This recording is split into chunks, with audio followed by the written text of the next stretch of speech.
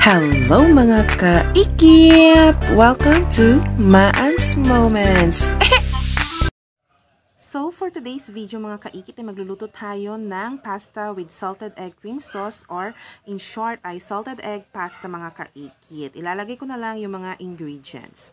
So, ayan mga kaikit, nagsimula tayo sa pagme-melt ng butter.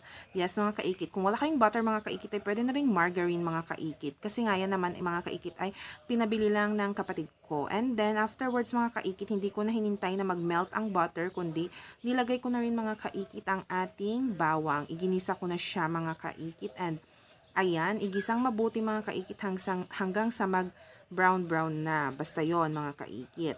Next one ay nagdagdag ako ng mantika. Konting mantika lang para hindi naman masunog ang ating butter. Afterwards ay naglagay na rin ako ng sibuyas at ginisa ko rin siyang maigi para lumasa siya mamaya mga kaikit. Yan lang yung sikreto mga kaikit. Keyword lang ng keyword ng mga ingredients. Next one, mga kaikit ay naglagay na ako ng any purpose or all-purpose cream mga kaikit, any brand, kung anong brand ang gusto ninyo at kung ano ang pinakamura. Yon mga kaikit. And dyan sa part na yan ay 3 box ang nilagay ko. After that ay naglagay na rin ako ng chicken cubes tapos paminta mga kaikit, pampalasa. Depende na rin sa mga pampalasa na gagamitin ninyo mga kaikit. Next one is hinalo ko lang siya ng mabuti para ayun, mamix well. Then next one is yung pula ng itlog. Oo. Of course naman, ito naman mga kaikit ay napanood ko lang sa YouTube video. Or YouTube at saka ibang mga videos pa mga kaikit.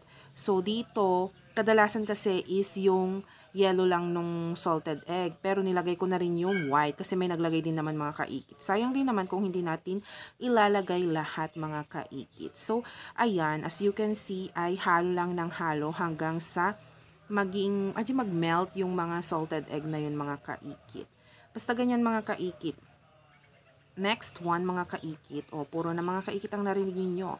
Naglagay din ako ng dried pepper. Oo mga kaikit. Yung mga labuyo. Depende na rin sa inyo kung meron din kayong paprika or anything na maanghang dyan. Next one ay pinakuluan ko siya at naglagay muna ako ng konting cheese dyan. And afterwards ay naglagay pa pala ako ng isa pa. Ayan. So hinalo-halo ko lang siya para mag-mix na rin siya doon sa ating sauce. Afterwards mga kaikit ay yan. Medyo nadaroy mga kaikit kaya nilagyan ko siya ng harina pampalapot. O diba? Okay. So while waiting na lumapot ng ating sauce ay ilalagay na natin yung pasta mga kaikit. So, ayan, dapat cooked pasta na siya. Ang ginawa ko dyan is around 90% na hindi pa masyadong naluto. Yung nakusul-kusul pa na pasta mga kaikit kasi nga niluluto pa natin siya sa mainit na apoy. Oo mga kaikit. And pag naluto na yan, na-mix well mo na siya mga kaikit, ay luto na rin yan. Okay. So, ayan na mga kaikit. Minix-mix well mo lang siya hanggang sa mahalo na ng tuluyan. And that's it mga kaikit, ang ating pasta with salted egg cream sauce. May share ko lang kanya yung mga kaikit.